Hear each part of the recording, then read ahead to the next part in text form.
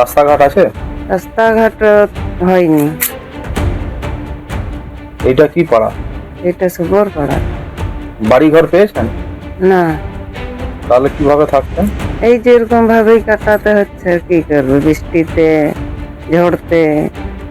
ঝড় আসলে এবার ভয় লাগে যে দেওয়াল পড়বে না কি পড়বে, এটার কোনো ভরসা নাই। রাস্তাঘাটের কথা বললে বলছে হবে হবে, কবে যে হবে কোনো গ্যারান্টি নেই। ভোট দাও তো। তাহলে তাহলে আর কি করবে, যাকে ভোট দিতে কি ভোট দিলে এটা হবে সেটা হবে বললি কি ভোট দেওয়া হয়, তারপরে আর কিছুই নেই পরে। আমরা এই মুহূর্তে রয়েছি ঝাড়গ্রাম বিধানসভা কেন্দ্রের ঝাড়গ্রাম শহরের 1 নম্বর ওয়ার্ড শিরিষচক এলাকায় যে সবরপাড়া রয়েছে, সেই সবরপাড়ার মানুষের রয়েছে বিস্তর অভিযোগ। রাস্তা নেই, এই কেবলমাত্র মেঠো পথ দিয়েই তাদেরকে আসতে হয় তাদের বাড়িতে। শুধু রাস্তা নয়, পানীয় জল থেকে শুরু করে রয়েছে বিস্তর অভিযোগ। আবাস যোজনার বাড়ি থেকেও তারা বঞ্চিত।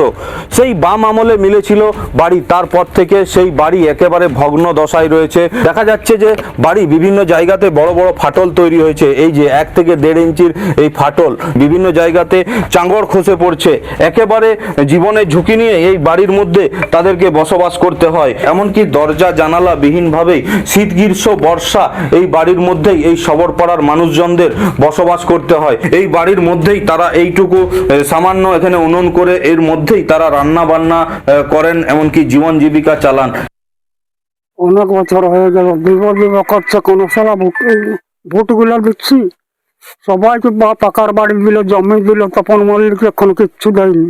পঞ্চায়েত হয়েছে তো রাস্তার মুরামটা ভিনা করাল, 1 পয়সা কয়েক দিল না, 1 পয়সা দিল না, একদম নাই।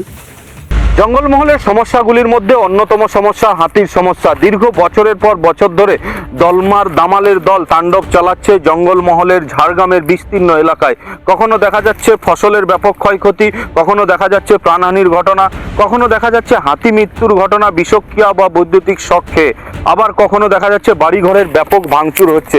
তারপরও হাতির তাণ্ডবে অতিষ্ঠ হয়ে উঠছেন গ্রামবাসীরা।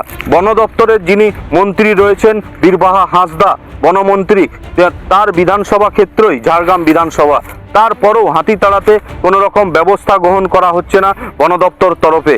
এমনটাই অভিযোগ এলাকার বাসিন্দাদের। 63 লোক মারা গেছে।